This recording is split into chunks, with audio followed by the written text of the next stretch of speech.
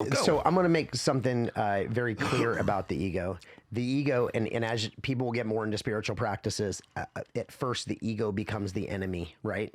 The ego isn't the enemy. The ego is there for a reason. The ego was originally built to fuel our fight or flight response, and this is you want an ego if you're in a car accident and you need to get out of that car. If this is a good one, there's a fire inside the building that you are in and you need to get to safety, or you need to get into a window to get somebody else and get to safety. That's actually your ego mind that's actually running that entire show. That's what it's actually made for. Scientifically, is the ego in a certain part of our brain? It is the fighter. It is, people call it the amygdala or whatever. That's the reptilian brain, right? It is the fight or flight response of the brain, and it literally protects us and keeps it safe. The same thing that it does when it finds emotional disturbances or other things or people that it doesn't like.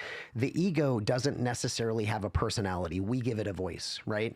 The ego is just there to keep us safe. So the ego actually has no connection to God, source. I will say God or source or whatever that is. What about your soul? Creator. It's not your soul. But that is right. So the ego is completely disconnected from all of that. Your soul is connected to your gut brain, right? Which is, we can start talking about left and right brain and which parts the ego are connected to, right? But if we're talking about your true connection, your connection to self, your creative part of who you actually are, that's more of who you really are, right? So that is actually connected to what we'd call your God spark or creator, source, all of those. I use source just because it's where everything's emanated from. Do you think that's where this saying mind, body, and soul comes from? Yeah, I mean, and the mind is the ego. The mind would, yes. So in that instance, the mind is the ego. The mind is not the consciousness. And I want to get back on track, but this is something that Eckhart Tolle, because Eckhart Tolle doesn't get you into actually doing deep personal work. What Eckhart Tolle does is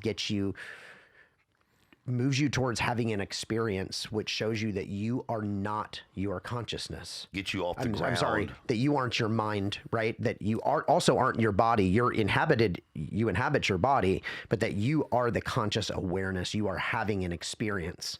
And you can have, it's really simple to do, but if you do the practices, of course, you read the book and really soak in what he's talking about and talking about being present, truly being present and being in now, you begin to have these experiences where you realize you actually are the consciousness inhabiting the body. You go on forever and ever and ever and ever, and you can actually, I've had this experience. I know millions of people have had the experience of actually being separated from the ego and actually truly being, people call this a spiritual experience of some sort, but it's truly just being the essence of who you really are, void of all of these other things that we have attached in this life, which is this whole story of like, well, this is me and I'm, I am my body and my brain is creating all of this experience. Like you can truly have an experience where you realize beyond any shadow of a doubt, there's no one that could ever tell you any different, that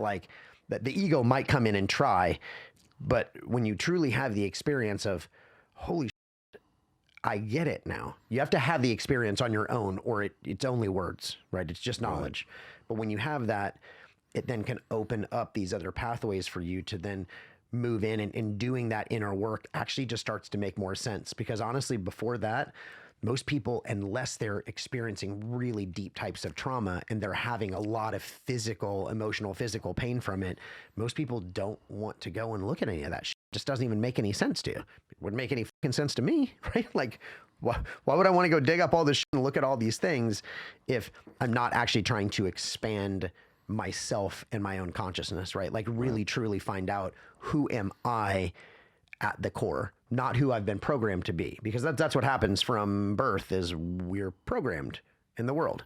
We are computers in that way, just biological ones.